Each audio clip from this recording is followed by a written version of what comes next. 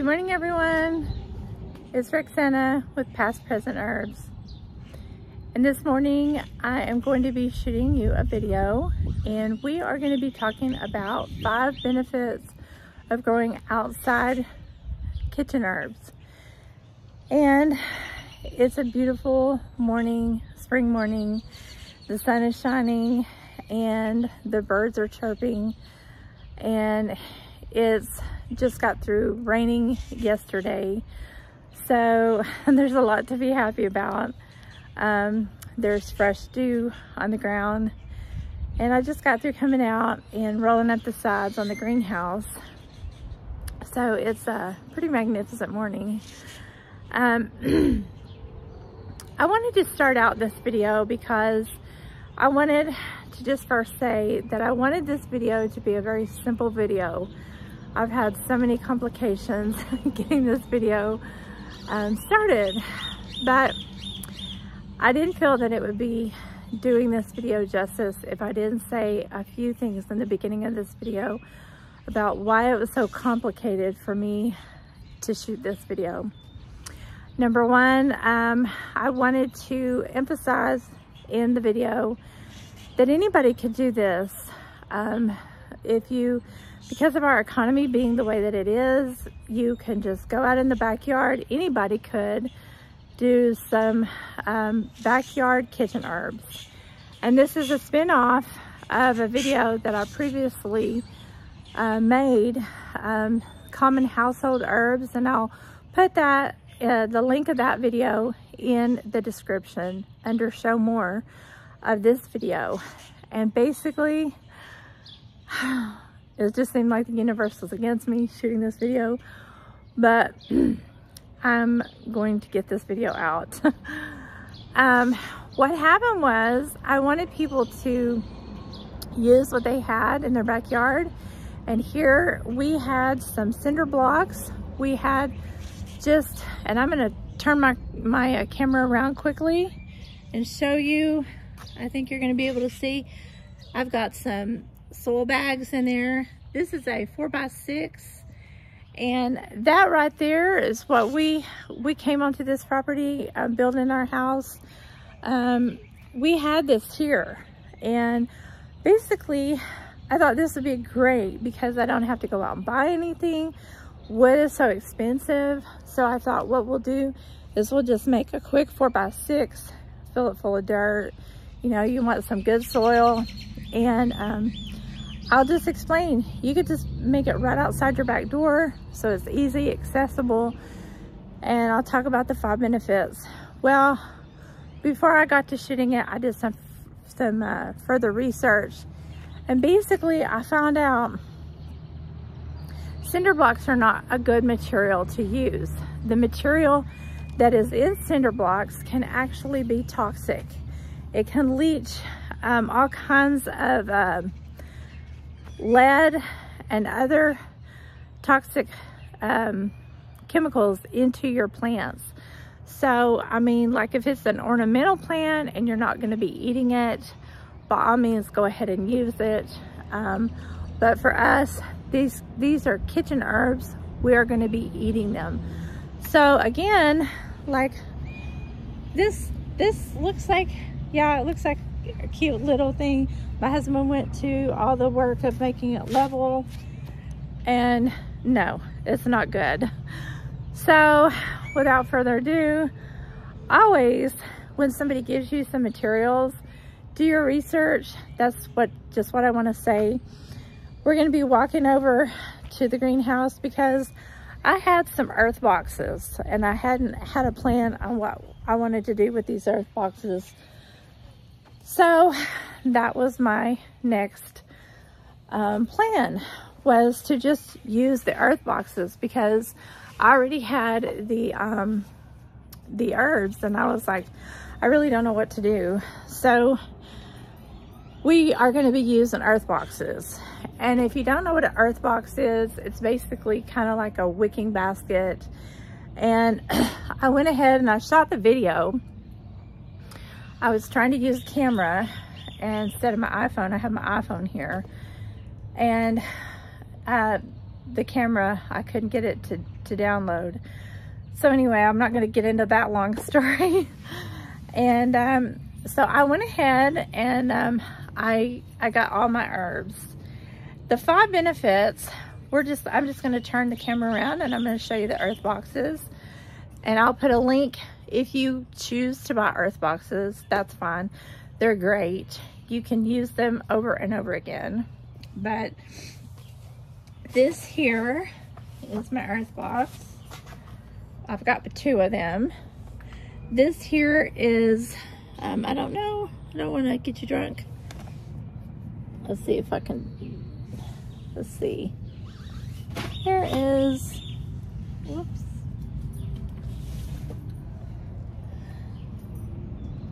Let's see. Okay. This here is basil. And this here is stevia. Let me see if I can get this to where it is. Okay. This right here is cilantro. Okay. Let me see if I can get that. Let me get that camera. Okay. This one over here, right there, that is, let me move that pot over a little bit better.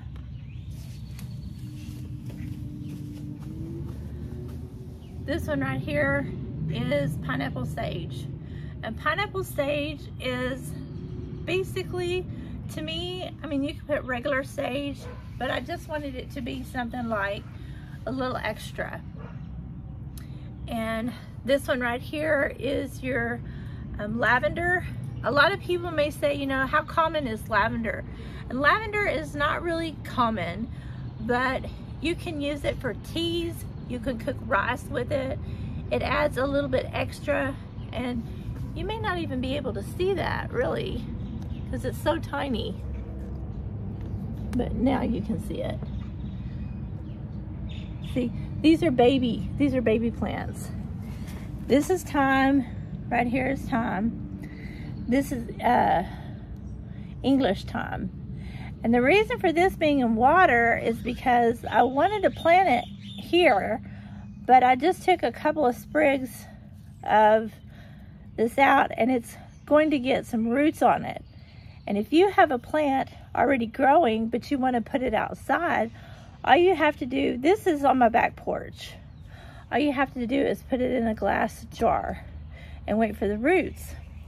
Like I said, this is stevia, and these are, some of these are bought at the store, some of them are from seed, and you can already see this, the cilantro. I buy a lot of cilantro because of the fact that I love cilantro. You can interchange whatever ones that you love a lot.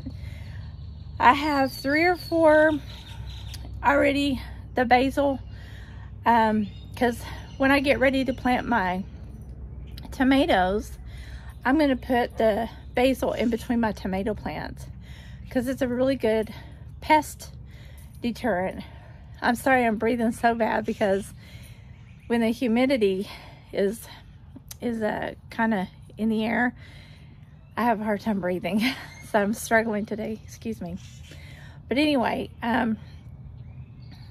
so I like several basil plants, and I have dill still growing over there.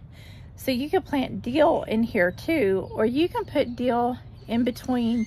It's companion planting. Companion planting, I'm going to do a video separately on that one because these are great herbs, but they also are pest deterrents for your other plants.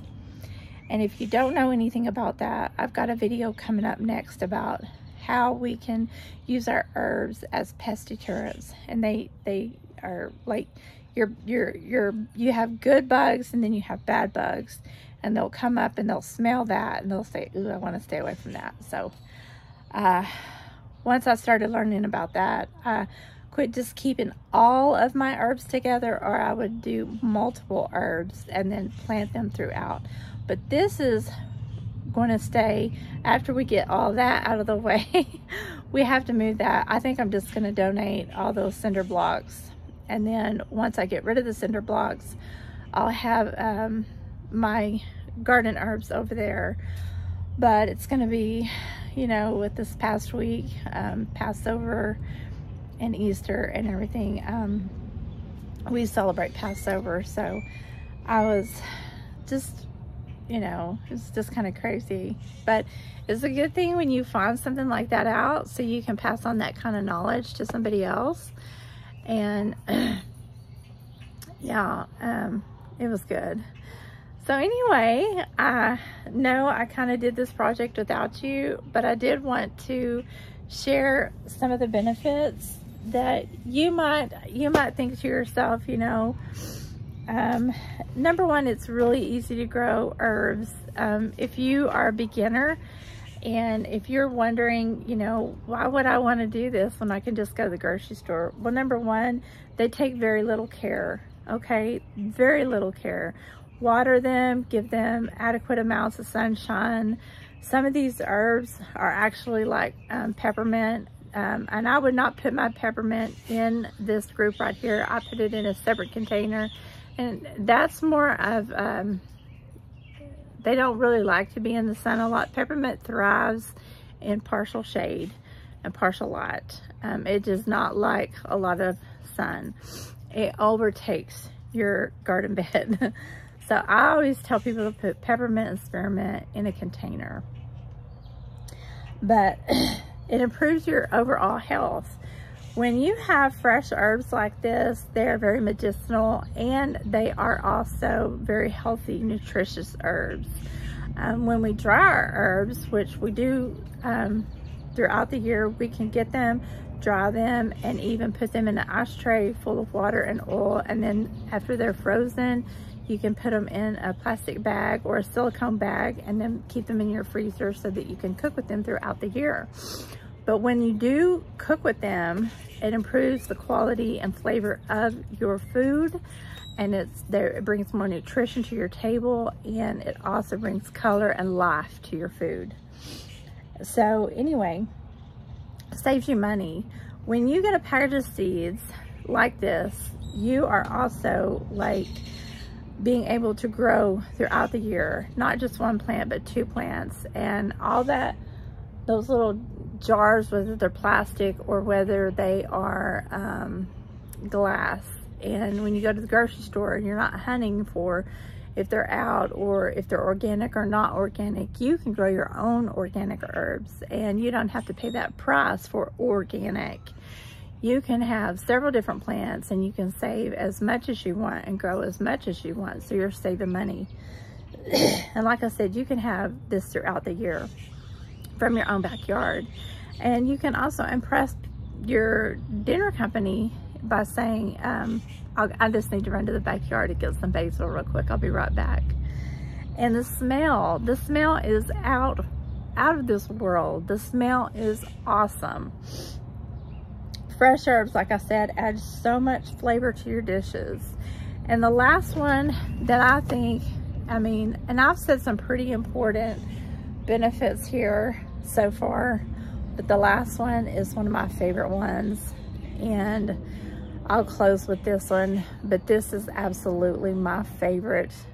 It's a teaching and educational tool for our children and our grandchildren. My grandchildren walk into my backyard, and when they walk into the backyard and I take like a leaf of basil or pineapple sage and I stick it into their mouth and they chew on it, they're experiencing, not just saying, here, let me tell you about this. They are experiencing herbs. And when you teach a child to experience something, that's on a whole new level. And they not only have been taught something out of a book, which that's great to teach a child something out of a book, but when they get to experience where their food comes from, they turn around, and like I have a granddaughter who's very young, she then takes it and tells her grandpa and tells other people about it, because she knows, she has that first-hand knowledge. It's in her brain. She's got a memory. She's never going to forget that. And she tells others Hey, I know what sage is. I know what basil is. I know what rosemary is. And she's going to carry that with her, and she knows where her food comes from. It's very important to her. And she goes to Nana's house and Pebbles' house, and she tells everybody, I know about herbs. And not just where their food comes from, but it's very important that children understand and know that this is something good and that it's a positive thing. And I just have, you know, so much that we need to teach our children and our grandchildren.